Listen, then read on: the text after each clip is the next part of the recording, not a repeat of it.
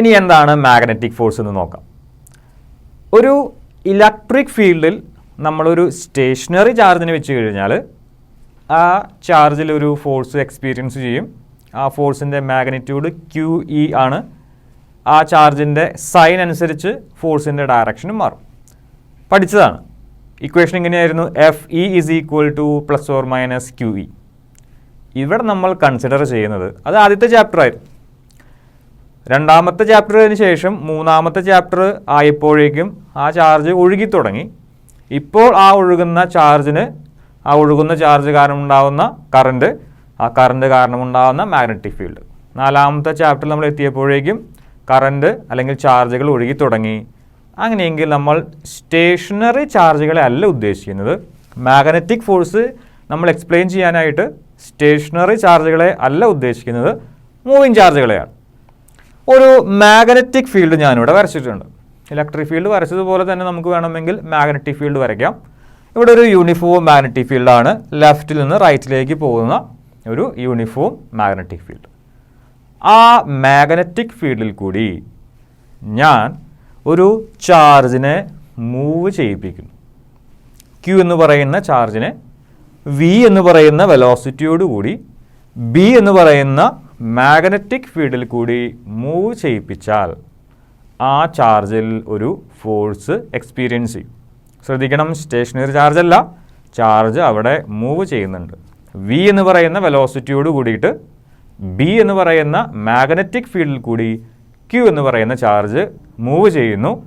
അങ്ങനെയെങ്കിൽ ആ മൂവ് ചെയ്യുന്ന ചാർജിൽ എക്സ്പീരിയൻസ് ചെയ്യുന്ന ഫോഴ്സിനെ വിളിക്കുന്ന പേരാണ് മാഗ്നറ്റിക് ഫോഴ്സ്. ആര് കാരണമാണ്? മാഗ്നറ്റിക് ഫീൽഡ് കാരണമാണ് അവിടെ ഫോഴ്സ് എക്സ്പീരിയൻസ് ചെയ്യാനായിട്ട് കാരണം. അതുകൊണ്ടാണ് നമ്മളതിനെ മാഗ്നറ്റിക് ഫോഴ്സ് എന്ന് വിളിക്കുന്നത്. അതിനൊരു ഇക്വേഷൻ ഉണ്ട്, FB. സാധാരണഗതിയിൽ നമ്മൾ ഇലക്ട്രിക് ഫീൽഡിനെ E എന്നും മാഗ്നറ്റിക് ഫീൽഡിനെ M എന്നല്ല B എന്നുമാണ് റെപ്രസെൻ്റ് ചെയ്യാറ്. ഇവിടെ നോക്കൂ, B എന്ന് പറഞ്ഞിട്ടാണ് ഞാൻ എടുത്തിരിക്കുന്നത്. അങ്ങനെയെങ്കിൽ FB, അതായത് magnetic force equal to Q into V cross B. V into B അല്ല, V ക്രോസ് B ആണ്. വെലോസിറ്റി നമുക്കറിയാം വെക്റ്ററാണ്, മാഗ്നറ്റിക് ഫീൽഡും വെക്റ്ററാണ്. അവർ തമ്മിലുള്ള വെക്റ്റർ പ്രൊഡക്റ്റ് എടുക്കുന്നു അല്ലെങ്കിൽ ക്രോസ് പ്രൊഡക്റ്റ് എടുക്കുന്നു. അതിനെ Q കൊണ്ട് മൾട്ടിപ്ലൈ ചെയ്യുന്നു. അങ്ങനെ കിട്ടുന്ന ഫോഴ്സാണ് മാഗ്നറ്റിക് ഫോഴ്സ്. ചുരുക്കി പറഞ്ഞു കഴിഞ്ഞാൽ മാഗ്നറ്റിക് ഫോഴ്സ് ഒരു ക്രോസ് പ്രൊഡക്റ്റാണ്. അതേപോലെ തന്നെ ആംഗിൾ ഡിപ്പെൻഡൻ്റ് ആണ്. Q into V cross B. V cross bin നമ്മളൊന്ന് എക്സ്പാൻഡ് ചെയ്ത് എന്ത് കിട്ടും? V into B into sine theta, അതായത് QVB സൈൻ തീറ്റ. തീറ്റ എന്താണ്? വെലോസിറ്റിയും മാഗ്നറ്റിക് ഫീൽഡും തമ്മിലുള്ള ഡയറക്ഷനാണ്, അതല്ലെങ്കിൽ ആംഗിളാണ്. വെലോസിറ്റിയും മാഗ്നറ്റിക് ഫീൽഡും വിയും ബിയും തമ്മിലുള്ള ആംഗിൾ ആയിരിക്കാം തീറ്റ. ഇനി 3 കേസുകൾ നമ്മൾ ഡിസ്കസ് ചെയ്യുന്നുണ്ട്. അതേപോലെ ഫോഴ്സ് എന്താണ്? ഒരു വെക്റ്റർ ക്വാണ്ടിറ്റിയാണ്. മാഗ്നിറ്റ്യൂഡ് ഉണ്ടായിരിക്കും, അതേസമയം തന്നെ അതിന് ഡയറക്ഷനും ഉണ്ടായിരിക്കും. മാഗ്നിറ്റ്യൂഡ് നമുക്ക് ഓൾറെഡി കിട്ടിക്കഴിഞ്ഞു. QVB സൈൻ തീറ്റ ആണ് അതിൻ്റെ മാഗ്നിറ്റ്യൂഡ്, അല്ലെങ്കിൽ Q into V cross B ആണ് അതിൻ്റെ മാഗ്നിറ്റ്യൂഡ്. ഡയറക്ഷൻ നമുക്ക് കിട്ടും. അത് നിങ്ങൾ എന്ത് ഉപയോഗിച്ചാൽ മതി? ഇവിടെ എഴുതിയിട്ടുണ്ട് note. Direction of FB is given by Fleming's left hand rule. അതായത് ഒരു ചാർജ് V എന്ന് പറയുന്ന വെലോസിറ്റിയോട് കൂടി B എന്ന് പറയുന്ന മാഗ്നറ്റിക് ഫീൽഡിൽ കൂടി പോയാൽ അതിലൊരു ഫോഴ്സ് എക്സ്പീരിയൻസ് ചെയ്യും. ആ ഫോഴ്സിനെ വിളിക്കുന്ന പേരാണ് മാഗ്നറ്റിക് ഫോഴ്സ്. അതിൻ്റെ മാഗ്നിറ്റ്യൂഡാണ് Q into V cross B. അതിൻ്റെ ഡയറക്ഷൻ നമുക്ക് ഫ്ലെമിങ്സ് ലെഫ്റ്റ് ഹാൻഡ് റൂൾ ഉപയോഗിച്ച് കണ്ടെത്താം. നമുക്ക് ഡിസ്കസ് ചെയ്യാം, ഓരോ കാര്യങ്ങളും നമുക്ക് ഡിസ്കസ് ചെയ്യാം. ആദ്യത്തെ case 1, theta is equal to 0 എന്ന് പറഞ്ഞു കഴിഞ്ഞാൽ എന്താണ് മെയിൻ ചെയ്യുന്നത്? ഇതാണ് ചാർജ്. ഈ ചാർജ് എൻ്റെ ഇങ്ങനെ നിൽക്കുകയാണെങ്കിൽ ലെഫ്റ്റിൽ നിന്ന് റൈറ്റിലേക്കാണ് പോകുന്നത്. അതായത് വെലോസിറ്റി ഇങ്ങനെയാണ്. മാഗ്നറ്റിക് ഫീൽഡും അതേ ഡയറക്ഷൻ തന്നെയാണ്. വിയും ബിയും തമ്മിലുള്ള ആംഗിൾ 0 ആണ്. Case 1, theta is equal to 0. അങ്ങനെയെങ്കിൽ ഈ ഇക്വേഷനിൽ നമ്മൾ തീറ്റയ്ക്ക് 0 കൊടുത്തു കഴിഞ്ഞാൽ എന്ത് കിട്ടും? FB is equal to QVB sine 0. Sine 0 0 ആണ്. 0 ഇൻറ്റു QVB 0 തന്നെയാണ്. FB is equal to 0. അതായത് ഒരു മാഗ്നറ്റിക് ഫീൽഡിന് പാരലലായിട്ടാണ് ഒരു ചാർജ് എൻ്റർ ചെയ്യുന്നതെങ്കിൽ ആ ചാർജിൽ പ്രത്യേകിച്ച് ഫോഴ്സൊന്നും എക്സ്പീരിയൻസ് ചെയ്യുകയില്ല. അതിന് യാതൊരു വിധത്തിലുള്ള ഡിഫ്ലക്ഷനും സംഭവിക്കില്ല. അത് അതേ രീതിയിൽ തന്നെ ആ മാഗ്നറ്റിക് ഫീൽഡിൽ കൂടി കടന്നു പോകും. Okay, it will move straight.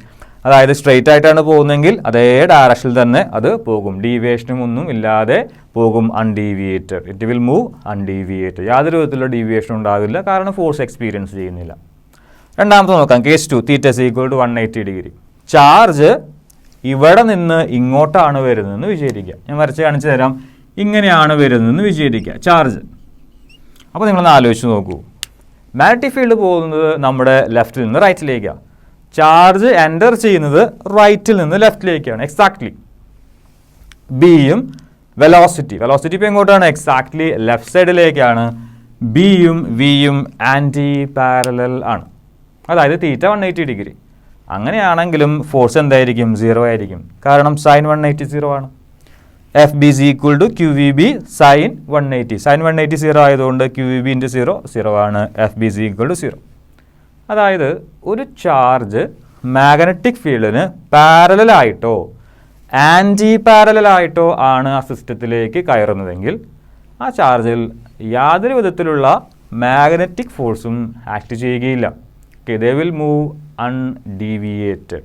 യാതൊരു വിധത്തിലുള്ള ഡീവിയേഷനും കൂടാതെ, ഫോഴ്സ് എക്സ്പീരിയൻസ് ചെയ്യാത്തത് കൊണ്ടാണ് ഈ ഡീവിയേഷൻ ഇല്ലാത്തത്. യാതൊരു വിധത്തിലുള്ള ഡീവിയേഷനും കൂടാതെ വളരെ സിമ്പിളായി അവരെങ്ങനെയാണോ പോയിക്കൊണ്ടിരുന്നത് അതേപോലെ തന്നെ പോകും.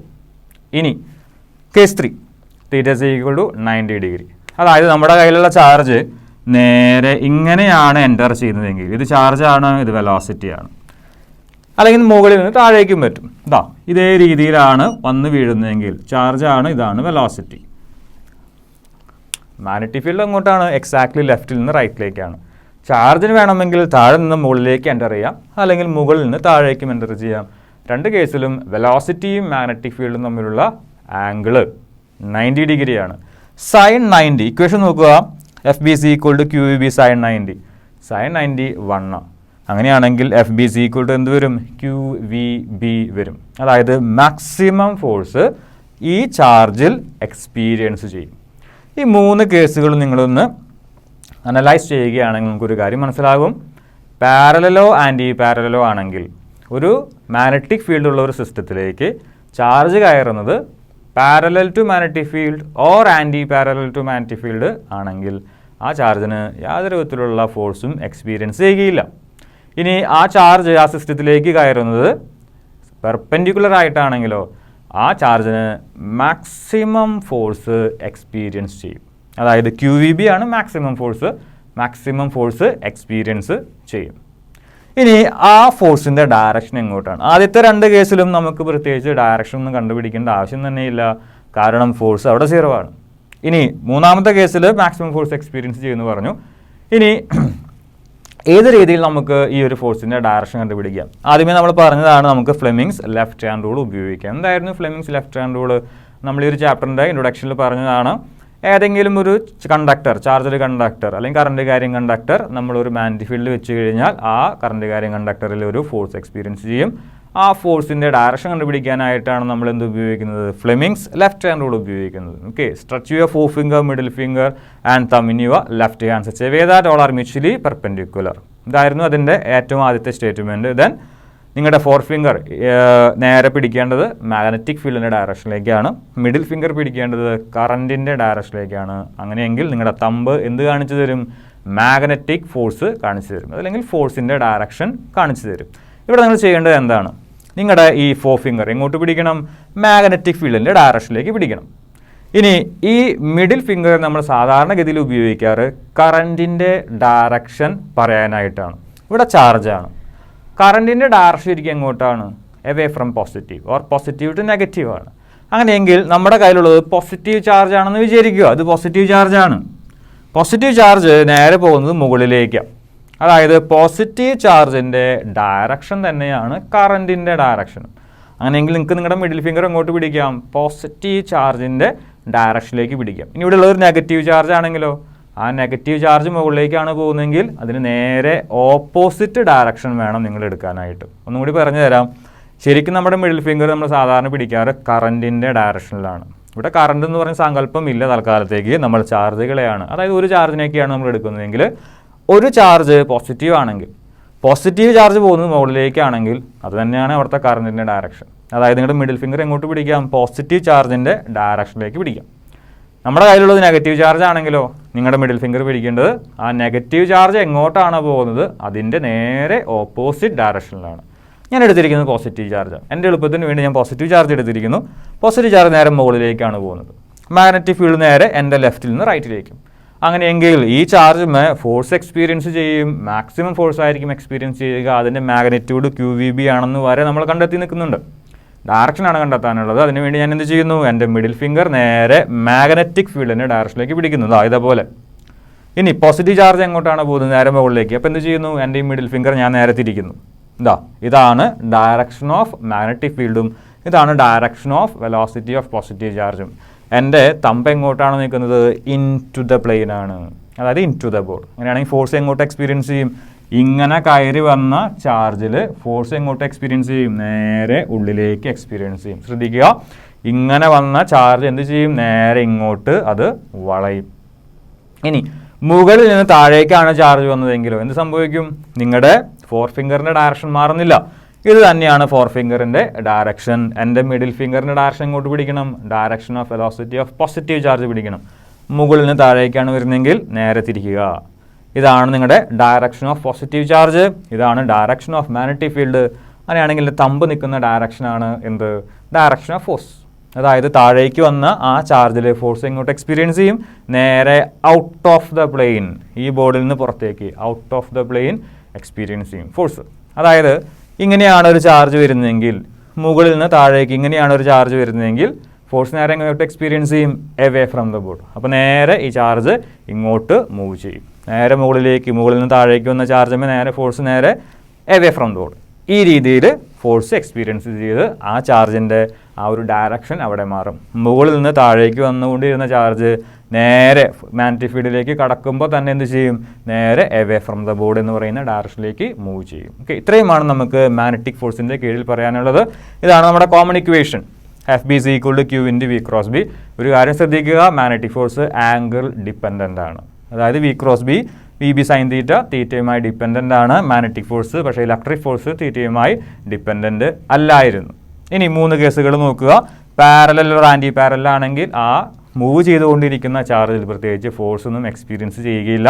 പക്ഷേ 90 ഡിഗ്രി ആണെങ്കിൽ മാക്സിമം ഫോഴ്സ് അവിടെ എക്സ്പീരിയൻസ് ചെയ്യും. QVB ആണ് മാക്സിമം ഫോഴ്സ്. ഡയറക്ഷൻ നിങ്ങൾക്ക് ഫ്ലെമിങ്സ് ലെഫ്റ്റ് ഹാൻഡ് റൂൾ ഉപയോഗിച്ച് കണ്ടുപിടിക്കും.